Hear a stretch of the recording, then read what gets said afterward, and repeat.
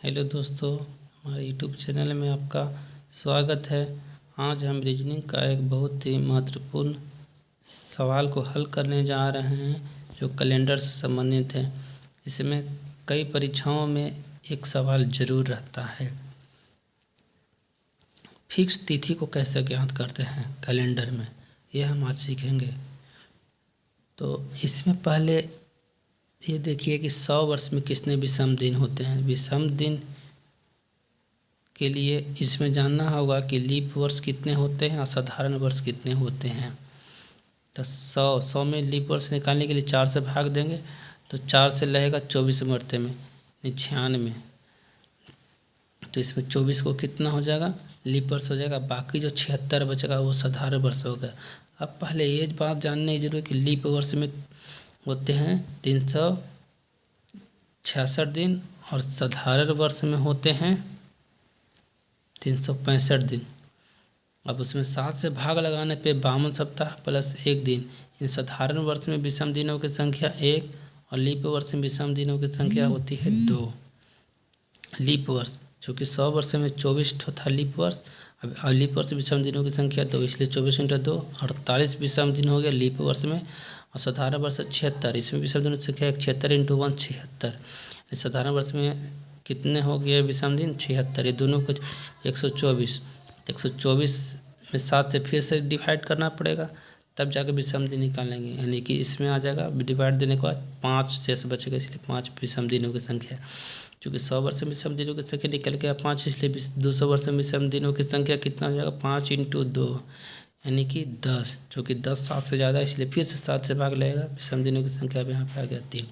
इसी प्रकार 300 वर्ष में विषम दिनों की संख्या निकालेंगे। चूँकि 100 वर्ष में विषम दिनों की संख्या 5, इसलिए 300 वर्ष में विषम दिनों की संख्या 5 × 3 बराबर 15/7 दूना 14, इसलिए विषम दिनों की संख्या 1।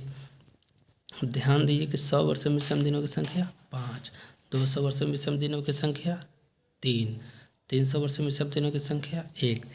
इसी प्रकार हम आगे देखेंगे 400 वर्ष में विषम दिनों की संख्या, क्योंकि 100 वर्ष में 5, इसलिए 400 वर्ष में 5 × 20। चूँकि यह शताब्दी वर्ष है और इसमें 1 दिन अधिक होगा हर 4 वर्षों बाद। चूँकि 400 वर्षों के बाद शताब्दी वर्ष में 1 वर्ष की वृद्धि होती है, जिसे लीप वर्ष में होती है। उसी तरह से शताब्दी लीप वर्ष है, इसीलिए 21 हो जाएगा। इससे विषम दिनों की संख्या 0 होगी। अब हम देखते हैं कि कैसे भी किसी फिक्स डेट को निकालते हैं, किसी तारीख को। एक एग्जाम्पल के तौर पर लेते हैं हम 15 अगस्त 1947 ईस्वी को कौन सा दिन होगा। तो पहले ध्यान दीजिए हम कैसे निकालेंगे। 1947 कहने का मतलब है, इसको तोड़िए, 1900 वर्ष प्लस 46 वर्ष और 47 वर्ष में पूरा 47 नहीं, उसमें कर अगस्त महीना के 15 दिन तक, यानी 15 अगस्त तक, यानी कि 1900 वर्ष प्लस 46 वर्ष प्लस 47वां वर्ष में 15 अगस्त तक के ही दिन को लेना है। तब इसको कैसे निकाल लेंगे, हमको खाली विषम दिनों की संख्या पर गौर करना है। अब देखिए 1900 वर्ष, इसमें निकालने के लिए पहले देखेंगे 400 से भाग दे दिए, 4 का 16 यानी 300 वर्ष आ गया। इसमें विषम दिन कितना होगा, ध्यान दीजिए 300 वर्ष में विषम दिनों की संख्या कितना होगा। चूँकि 100 वर्ष में विषम दिनों की संख्या कितना हुआ था 5, 200 वर्षों में, उसी तरह से 300 वर्ष में विषम दिनों की संख्या 1। इसमें 3 देखिए 4 से इसमें भाग 4 का 1600, शेष बचेगा 300। अब 300 वर्ष में देखना है कि हमको विषम दिनों की संख्या कितना है। तो हम पहले जान चुके हैं कि 300 वर्ष में विषम दिनों की संख्या 1, इसलिए 1900 वर्ष में विषम दिनों की संख्या 1 होगा। अब इसी प्रकार 46 वर्ष में देखने के लीप वर्ष कितने हैं, तो 4 से भाग देंगे तो 11 को लीप आ जाएगा, 35 को आ जाएगा जनरल। लीप वर्ष में जानते हैं विषम दिनों की संख्या 2, इसलिए 22 हो गया। इसमें जनरल में 35, दोनों को जोड़ेंगे तो 57 ठो विषम दिनों की संख्या को 46 वर्षों में। अब इसमें 7 से भाग दे देंगे तो 7 × 56 विषम दिनों की संख्या 1। 46 वर्ष में भी विषम दिनों की संख्या कितना आ जाएगा, 1 आ जाएगा।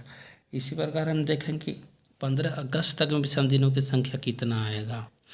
अब देखिए जनवरी इसको निकालने के लिए यहाँ देख लेते हैं जनवरी में विषम दिनों की संख्या 7 चौका 28, 3 31 का महीना होता है तो 3 विषम दिनों की संख्या। इसमें फरवरी में 28 का महीना इसलिए 0, मार्च भी 3, अप्रैल भी 2, मई 3, जून 2, जुलाई 3 और अगस्त में 1 किस लिए हैं, जो अगस्त में 15 दिन ही है तो 7 दूना 14 विषम दिनों की संख्या है 1। अब देखिए 3 2 5 2 7 1 ख़त्म कर दिए तो बाकी बचे 1 3 4 3 7 3 10 विषम दिनों की संख्या 10 10/7 7 थे कहीं और 7 बाकी बचेगा 3 विषम दिनों की संख्या हो गया 3। या तो आप इसको पूरा तरह से जोड़ भी सकते हैं 3 3 6 2 8 3 11 2 13 3 16 1 17 17 7 दूना 14 विषम दिनों की संख्या 3। ऐसे भी यही आएगा, इसको कट करेंगे भी 7 दिन हटा देंगे तो भी कितना आएगा 3 ही आएगा। अब देखिए इसे विषम दिनों की संख्या कितना हो गया 3, तो 3 1 4 1 5 टोटल विषम दिनों की संख्या 5। अब कोड क्या होता है, 1 विषम दिनों की संख्या यानी सोमवार, 2 है तो मंगल, 3 है तो बुध, 4 है तो गुरु, 5 है तो शुक्र, इसलिए 15 अगस्त 1947 का कौन सा दिन होगा, शुक्रवार। अब एक और दूसरा एग्जाम्पल देखते हैं, इसे देख लीजिए 26 जनवरी 1950 का कौन सा दिन। इसमें देख लीजिए 1900 हो गया पूरा, फिर 50 नहीं 49 बरस और फिर 50 में कौन सा है 26 जनवरी तक। अब देखो 1900 वर्ष में विषम दिनों की संख्या कितना आ गया था, 400 भागा दिए तो 300, 300 वर्ष में विषम दिनों की संख्या 1, इसलिए 1900 वर्ष में विषम दिनों की संख्या कितना हो गया 1। अब 49 बरस में देखिए 12 ठो आ जाएगा, 4 से भाग देंगे तो बरचौ का 48, 12 ठो लीप वर्ष और जनरल वर्ष कितना आ जाएगा 12 ठो तो 37 ठो हो जाएगा जनरल। अब इसको ऐसे भी देखते हैं, अब इसमें 1 से गुना है, इसमें 1 से गुना होगा, इसमें 2 से तो कितना आ जाएगा 24 और 37 61, 61/7, 61/7 से 7 8 56 5, इसलिए 49 वर्ष में विषम दिनों की संख्या 5। और 26 जनवरी में में 26 तक आना है, यानी कि 26 ठो है विषम दिनों की संख्या, इसमें निकालना है विषम दिनों की संख्या तो 27 21 विषम दिनों की संख्या कितना जाएगा 5 5 15 से 1 11 विषम दिनों की संख्या 11 जो कि 7 से फिर से देंगे तो 4 विषम दिनों की संख्या 4 सोमवार मंगल बुध बृहस्पति, यानी कि बृहस्पति यानी गुरुवार आंसर हो जाएगा इसका। अब आगे देख लीजिए 2 अक्टूबर 1869 को कौन सा दिन होगा।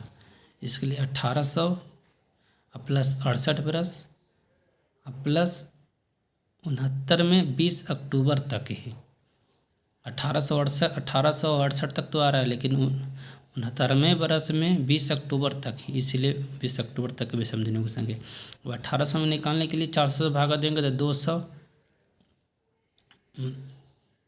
आएगा 200 विषम दिनों की संख्या, चूँकि 100 वर्ष में विषम दिनों की संख्या कितना होता है 5 और 10 वर्ष 5 2 10 तो 10 आ गया, तो विषम दिनों की संख्या कितना आ गया 10 में अगर 7 से भाग देंगे तो विषम दिनों की संख्या आ गया 3।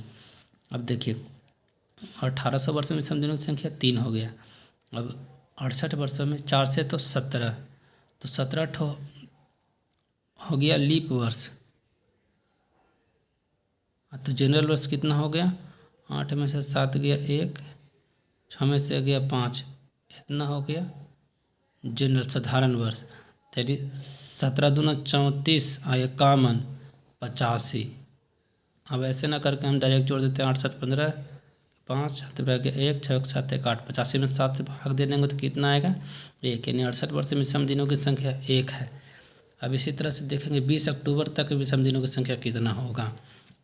इसको निकालने के लिए अक्टूबर तक आइए, जनवरी में 3, फरवरी में 0, मार्च में 3, अप्रैल मई जून जुलाई अगस्त सितंबर अक्टूबर। अक्टूबर में कितना है 2 ही तक है तो इसलिए 2 लिख दिए। अब 7 खत्म कर दीजिए, 3 2 5 2 7, 3 2 5 2 7 बचेगा 3 3 6 3 9, इसलिए विषम दिनों की संख्या कितना आ गया 2। अब यहाँ 2 रख दिए, 3 1 4 2 6 विषम दिनों की संख्या आ गया टोटल 6, इसलिए सोमवार मंगल बुध गुरु शनि, इसलिए आंसर हो गया शनिवार। अब इसी तरह से देखिए 26 जनवरी 2021 को कौन सा दिन होगा। अब देखिए 2000 प्लस 2021 है तो 20 बरस प्लस 26 जनवरी 21 का 26 जनवरी तक 2000 के लिए 400 से भाग देंगे तो 4 से पूरा पूरा कट जा रहा है, इसलिए विषम दिनों की संख्या 0 हो जाएगा, इसमें 0। फिर इस वर्ष में लेंगे तो 4 पचे 20, 20 5 25, 25 में 7 से 27 21 बच गया। विषम दिनों की संख्या 4, इस वर्ष विषम दिनों की संख्या 4। 26 जनवरी है तो जनवरी है, जनवरी का 31 का महीना होता है तो 26 जनवरी तक में 27 21, विषम दिनों की संख्या 5 4 9, 9 में से 7 से भाग देंगे फिर तो 2 2 में मंगलवार। इस तरीके से आप किसी भी दिन के निकाल सकते हैं कैलेंडर में।